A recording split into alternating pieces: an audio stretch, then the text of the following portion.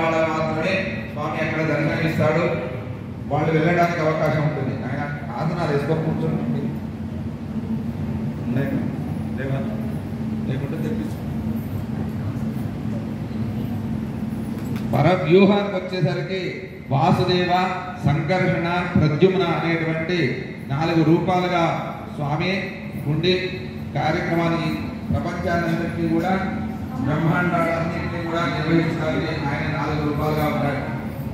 వాళ్ళకు మాత్రం బ్రహ్మాది దేవతలు మాత్రమే వెళ్ళి అక్కడ వాళ్ళు శబ్ద మాత్రంగానే స్వామి యొక్క అనుగ్రహం శాస్త్రాన్ని పాలిస్తూ ఉంటారు. పరవ్యూహ విభవానికి వచ్చేసరికి మనకు తెలిసినటువంటి 10 అవతారములు, భాగవతంలో చెప్పినటువంటి 24 అవతారములు, వేరే పురాణాలు చెప్పినటువంటి 38 అవతారాలుగా ఈ విధంగా స్వామి లీలారూపంగా ఎక్కడెక్కడ కార్యక్రమాలు నిర్వహించాలంటే అక్కడక్కడ ఉంటాడు. ఈ అవతారాలు ఎందుకు వచ్చాయి అంటే పరిత్రాణాయ సాధూనాం వినాశాయ చ దుష్కృతాం ధర్మ సంస్థాపనార్థాయ సంభవామి యుగే యుగే.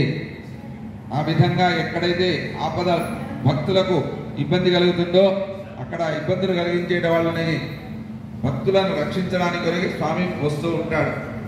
మనకు దశావతారాల్లో ముఖ్యంగా తెలిసినటువంటిది ప్రహ్లాదుడి కొరకు హిరణ్యకశిపుడి నరసింహస్వామిగా అవతరించాడు. దాని తర్వాత మిగతా అవతారాలు వచ్చాయి. ఈ రామావతారం వచ్చేసరికి స్వామి అప్పటి వరకు అవతారాలు ఏం చేసినప్పుడు కూడా రాముడు మనుష్య మాతృడిగా వచ్చి మానవుడి యొక్క విధి నిర్వహణ ఎట్లుండాలి ఏమిటి అనే దాని గురించి మనం చెప్పారు. అందుకనే రామాయణము అంటారు. దానికి ముఖ్యంగా సీతాయా చరితం మహత్, సీతాదేవి నడక, సరే రకరకాలుగా దానికి పేర్లు ఉన్నాయి. మరి దానివల్ల మనకు వచ్చింది ఏంటి? సీతారామ కళ్యాణం చేస్తున్నామంటే దాంట్లో ఉన్నటువంటి విశేషం ఏంటో మనం ఒకసారి మననం చేసుకొని కార్యక్రమంలోకి ముందడుగు వెళ్తాం. అంటే రామాయణం ఉన్నప్పుడు మనకు ముఖ్యంగా మనకు తెలిసేది రాముడు, లక్ష్మణుడు, భరతుడు, శత్రుఘ్నుడు, ఈ 4 సీతమ్మ వారు, ఆంజనేయ స్వామి, ఈ విధంగా వీళ్ళు కనబడతారు 5. రాముడు రామో విగ్రహవాన్ ధర్మ. ధర్మం ఎట్లుంటుందంటే రాముడు ఎట్లుంటాడో ఆ ధర్మం అట్లా ఉంది. అంటే ఆయనే మనుష్య మాత్రుడిగా ఎవరు ఏమి ఆచరించాలో అవన్నీ మనకు ప్రత్యక్షంగా ఆయన చేసి చూపెట్టాడు. ఆయన పరమాత్ముడు అయినప్పటికీ కూడా ఎక్కడ నేను పరమాత్ముడిని అనేటువంటిది ఎక్కడ వ్యక్తపరచలేదు. ఎవరు అడిగినా నేను మానవ మాత్రుడిని, నేను పరమాత్ముడిని కాదు, నేను మానవ మాత్రుడిని అంటేనే చెప్పాడు. సరే, లక్ష్మణ స్వామి దగ్గరికి వచ్చేసరికి లక్ష్మణో లక్ష్మీ సంపన్న అన్నారు. లక్ష్మణుడు లక్ష్మీ సంపన్నుడు అన్నారు. మరి లక్ష్మీ సంపన్నుడు ఏ విధంగా అయ్యాడా అంటే పోనీ ఆయనకి ఏమన్నా రాజ్యం ఉందా అంటే రాజ్యం లేదు. విశ్వామిత్రుడు వచ్చి రామచంద్ర స్వామిని పంపించామంటే రాముని తోడుగా నేను వెళ్తానని వెళ్ళాడు. ఆ విధంగా వెళ్ళాడు. తర్వాత కైకేయి ఏం చెప్పింది? రామచంద్ర స్వామిని అడవికి వెళ్ళమని చెప్పింది. రాముడి వెంట కూడా వెళ్ళాడు. 14 సంవత్సరాలు అడవికి వెళ్ళాడు. ఆయన ఇక్కట్లు పడ్డాడు. మరి ఆయనకి ఎక్కడి నుంచి వచ్చింది లక్ష్మి అని ఏ విధంగా అన్నారు అంటే దాంట్లో ఈ రాముడు పరమాత్ముడు అనేటువంటి విషయము ఈ 3 అన్నదమ్ములకు తెలుసు. లక్ష్మణ, భరత, శత్రుఘ్నులకు తెలుసు. రాముడు పరమాత్ముడు అంటే రాముడే ఈ 4 అంశాలతో మిగిలిన అంశాలతో వచ్చాడు కాబట్టి తెలుసు. అంటే పరమాత్ముడిని సేవించాలంటే ఇప్పుడు రాముడు మానవుడుగా ఉన్నాడు, మానవుడు అని చెప్తున్నారు కదా.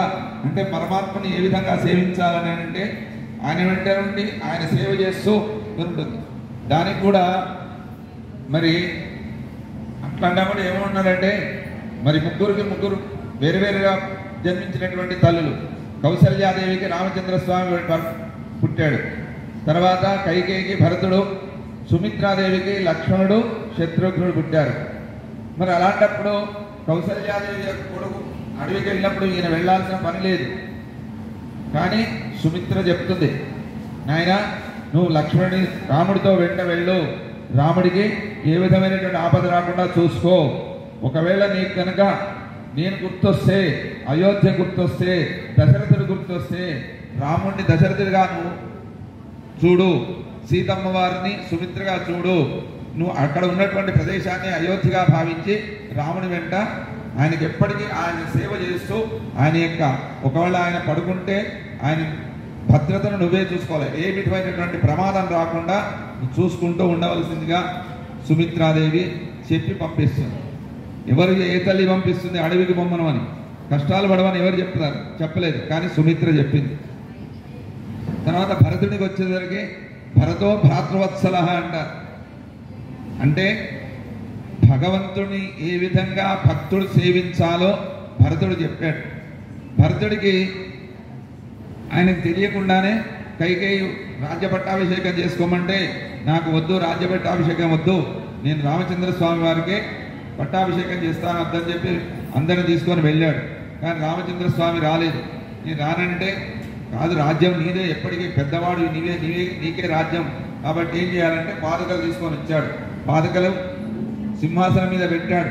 ఆయన ఏంటి 14 సంవత్సరాలు, ఒక రోజు కాదు 2 రోజులు కాదు, 14 సంవత్సరాలు కూడా మనకు ఒక 15 రోజులు నెల రోజుల తర్వాత మనతో ఒక వస్తువు ఉన్నదంటే దాంతో అనుబంధం ఏర్పడుతూ ఉంటుంది. కానీ అట్లాంటిది 14 సంవత్సరాలు రాజ్యం వెళ్ళాడు. శ్రీరామచంద్రుడు ఏ విధంగానైతే వనవాసంలో జడలు ధరించి నారచీరలు కట్టుకొని ఉన్నాడో భరతుడు కూడా అదే విధంగా నారచీరలు ధరించి ఎప్పటికీ అక్కడ రామచంద్ర స్వామి ఆ సింహాసనం మీద కూర్చున్నాడు, ఆ పాదకలే సింహాసనం మీద పెట్టి అక్కడ రామచంద్ర స్వామి ఉన్నాడు అనేటువంటి భావనతో ఎప్పటికీ ఆయన సేవ చేస్తున్నట్టుగా ఉండి రాజ్యాన్ని పరిపాలించాడు. ఒకరోజు కాదు 14 సంవత్సరాలు. అయినా ఎక్కడ ఆయన మనసులో నేను రాజును, నేను రాజ్యాన్ని చేస్తున్నాడు, ఆయన 14 సంవత్సరాలు వస్తాడా రాడు, ఏమో నేనే రాజ్యం వెళ్ళుకోవచ్చు అనే భావన లేకుండా మా అన్నయ్య తిరిగి వస్తాడు. 14 సంవత్సరాల తర్వాత ఒక్కరోజు సూర్యోదయం వరకు రాకపోతే నేను ప్రాణత్యాగం చేస్తానని రామచంద్ర స్వామి వారికి చెప్తాడు.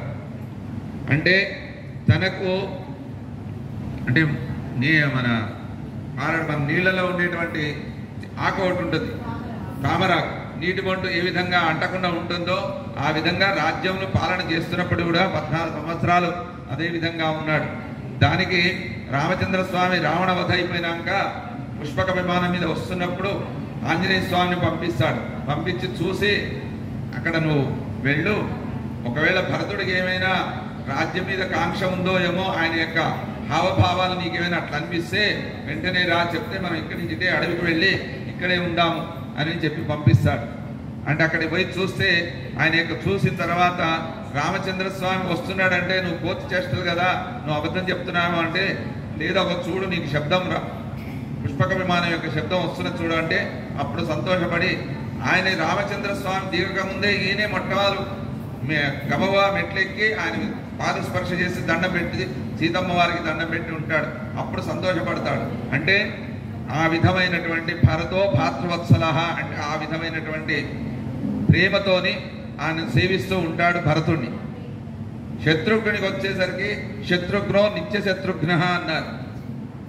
అంటే నిత్య శత్రుఘ్నుడు అంటే ఎప్పుడు శత్రువుని జయించినడు వాడు.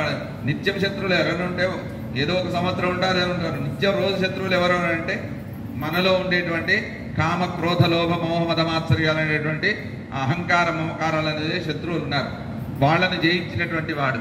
ఏ విధంగానంటే రామచంద్ర స్వామి పరమాత్ముడు అని తెలుసు, అయినప్పటికీ కూడా ఆయన కాకుండా పెద్దలు భక్తుడు ఎవరైతే ఉంటారో భక్తులను సేవిస్తే, భాగవతోత్తములను సేవిస్తే భగవంతుడిని సేవించినట్టే అనేటువంటి భావనతోనే ఎప్పుడు శత్రుఘ్నుడు భరతుని వెంటనే వెళ్ళాడు.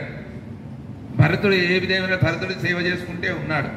భరతుడు మేనమామ ఇంటికి వెళ్తే శత్రుఘ్నుడి మేనమామ కాదు కదా మరి, అయినా వెళ్ళాడు. అక్కడ ఉండి భరతుడిని సేవ చేసుకున్నాడు. ఆ విధంగా ఆయన ఎప్పటికీ భాగవతోత్తములు. అందుకని దానికి ఏంటంటే దానివల్ల మనం నేర్చుకోవాల్సింది ఏంటంటే మనం పెద్దల సేవ చేస్తూ ఉండాలి. పెద్దల సేవ చేస్తే మనకు పరమాత్మని యొక్క అనుగ్రహం లభిస్తుంది. కాబట్టి ఆ విధమైనటువంటి భావనతో శత్రుఘ్నో నిత్య శత్రుఘ్న ఆ విధంగా. మరి సీతామాత అయోనిజ ఆమె ఎందుకు వచ్చింది అనంటే భక్తుడు జీవుడు పరమాత్మ కలిసి ఉండేటువంటి దాన్ని చెప్పడానికి గురించి వచ్చింది. ఆ విషయం మనం తల జీలకర్రలో పెట్టినప్పుడు దానికి శ్లోకం వస్తుంది. ఆ శ్లోకంలోనే ఉంటుంది, తర్వాత చెప్తాను దాని గురించి. తర్వాత ఆంజనేయ స్వామి భక్తుడు ఏ విధమైనటువంటి సేవ చేయాలి అనేటువంటి విషయాన్ని మనకు ఆ సుందరకాండలో మొత్తం కూడా ఆచార్యుడు ఈ రామాయణం మొత్తం కూడా శ్రీమన్నారాయణ చరణౌ శరణం ప్రపద్యే శ్రీమతే నారాయణాయ నమః అనేటువంటి ద్వయమంత్రం యొక్క విశేష అర్థాన్ని ఈ రామాయణం మొత్తం మనకు తెలుపుతూ ఉంటుంది.